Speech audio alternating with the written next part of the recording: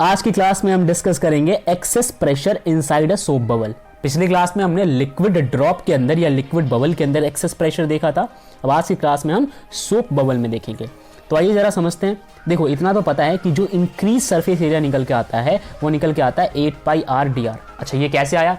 Liquid हो चाहे soap bubble हो, होता तो स्फेरिकल फॉर्म में, और स्फेरिकल ऑब्जेक्ट पे जो भी इंक्रीज इन सरफेस एरिया होता है वो होता है 8πr/dr। ठीक है, यहां तक समझ गए।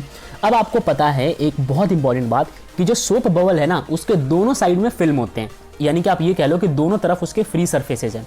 तो जो भी इंक्रीज इन सरफेस एरिया आता है वो दोनों तरफ आता है। ठीक है, आप इमेजिन करो उसके अंदर भी और बाहर भी। अगर मैं आपके लिए बनाऊं यहाँ पे, लेट्स सपोज मैं ड्रॉ करता हूँ, आई होप कि आपको समझ आ जाए। ठीक है, ये आपको दिख गया ना।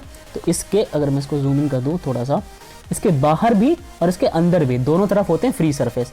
यहाँ भी होते हैं फ्री सरफेस और यहाँ भी होते हैं फ्री सरफेस। तो इसी कारण से जो भी इफेक्टिव इंक्रीज आएगा ना उसको आप 2 से मल्टीप्लाई कर दो, एक्चुअल इंक्रीज को 2 से मल्टीप्लाई कर दो, तो ये आ गया आपका इफेक्टिव इंक्रीज, राइट। अच्छा अब देखो इंक्रीज करने के लिए आपको वर्क करना पड़ेगा। ठीक है, अब वर्क का फॉर्मूला जो है वो बड़ा सिंपल है। यहाँ पे जो वर्क आप करोगे, ठीक है, और जो इंक्रीज इन सरफेस एरिया है, इंक्रीज इन सरफेस एनर्जी है वो बराबर है, क्योंकि एनर्जी बराबर वर्क डन। तो जो सरफेस एनर्जी में इंक्रीमेंट हुआ है आपने उतना ही वर्क किया होगा। ठीक है, तो यहाँ पे अगर आप समझने की कोशिश करो सबसे पहले वर्क, तो वर्क कैसे निकलेगा? जो भी सरफेस एरिया आपने इंक्रीज किया उसके लिए जितना फोर्स लगाया, मतलब जो टेंशन अप्लाई किया, तो tension multiply by surface area is all about your work done. ठीक है, तो यहाँ पे जो टेंशन होता है उसको हम लिखते हैं सिग्मा से। बाकी जो सरफेस एरिया इंक्रीज किया हमने पीछे देखा था वो है 16πr/dr। ठीक है, ये चीज़ आ गया समझ में। ये वाली लाइन मैं आपको फिर से बताता हूँ कि work done in enlarging the soap bubble वो सरफेस एरिया के सरफेस एनर्जी के इक्वल कैसे हो गया? आप सोचो ना कि आप कर रहे हो इस बबल का सरफेस एनर्जी इंक्रीज, पहले था 10 जूल का, अब हो गया 12 जूल का, तो 2 जूल एक्स्ट्रा निकल के आया। तो जो भी 2 जूल एक्स्ट्रा निकल के आया आपने उतना ही काम किया होगा, आपने उतना ही वर्क किया होगा। तो ये है increase in surface energy is equal to work done. ठीक है, तो यहाँ पे ये एक्सप्रेशन यही दिया हुआ है और नीचे वाले एक्सप्रेशन में वर्क डन निकाला गया है यहाँ पे। ठीक है, इस वाले में ये वर्क डन निकाला गया है। तो आई होप आपको ये बात समझ आ गई होगी।